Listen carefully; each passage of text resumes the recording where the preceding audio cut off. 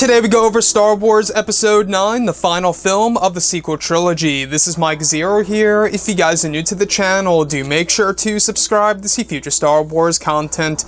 Now, as you all know, Episode 9 serves as the end of the Skywalker saga. That is how Disney and Lucasfilm will be marketing this movie in order to make it a mega event. Now, I wanted to follow up on yesterday's post. You guys may or may not have heard about this, but JJ Abrams confirmed that Luke Skywalker is not coming back to life in Episode 9. Now, when Mark Hamill was in a recent interview, he was talking about how Luke could have lived, or how he could have actually came back to life, and Mark Hamill said, well, who's to say I didn't just force project somewhere else? So, we shall see. I mean, I think I said that to JJ, and he said, no, you're dead. And then Mark Hamill says, just cut me off at the knees. Now, that's what Mark Hamill had to say, as we went over yesterday, but I wanted to go deeper into this. I know a lot of you guys are not totally on board of a Force Ghost Luke Skywalker, or even a flashback of Luke at that. I completely understand how a lot of the Star Wars fans out there really want Luke Skywalker to come back to life in Episode 9. I've actually gone over multiple ways that they could very well do this in a simple way that would make a lot of sense. If you guys would like to go ahead and check those out, I did that about a week or two ago.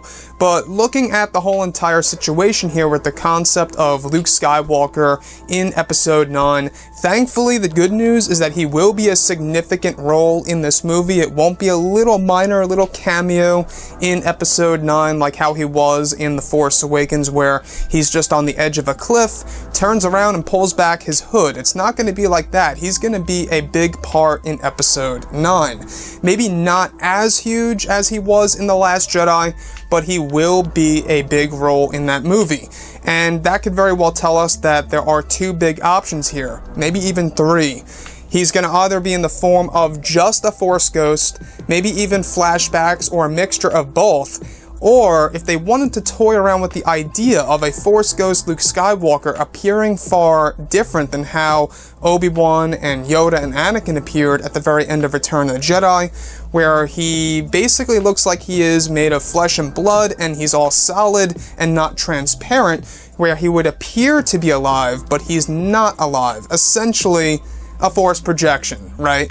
Now, that's the thing here. How would you guys feel if they actually went through with something like that in Episode 9, where if they gave us the illusion of Luke Skywalker being alive, but he's still a Force Ghost? Now, that to me, I don't know how I would feel about that. I feel like that if you're gonna make him appear to be alive, you just gotta bring him back to life. But as far as Luke Skywalker goes, the most realistic way to bring him back in the living form, like I have always said, is in the form of flashbacks. Now, the fact that JJ Abrams said to Mark Hamill, no, you're dead, alright, they are fully confident in keeping him dead, and that's the way it's gonna be.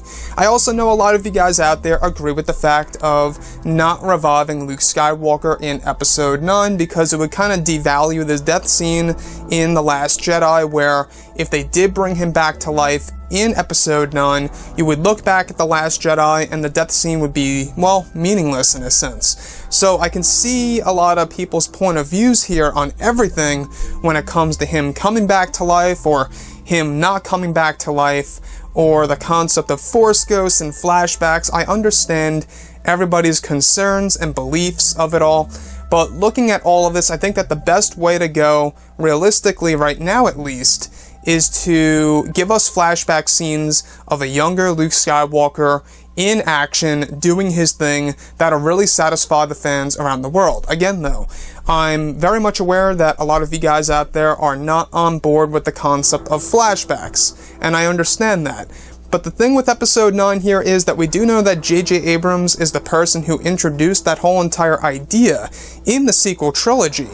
And now he's going to bring it back in Episode 9 most likely. So the fact that they're going to be using de-aging technology in this film, and the fact that they're going to be using revolutionary technology on actor Mark Hamill, it could very well tell us that they're going to be doing something similar to what they did in Civil War and in Ant-Man, where they made Michael Douglas and, of course, in, you know, where they made Michael Douglas look younger in Ant-Man, and in Civil War, they made Robert Downey Jr. look a whole lot younger.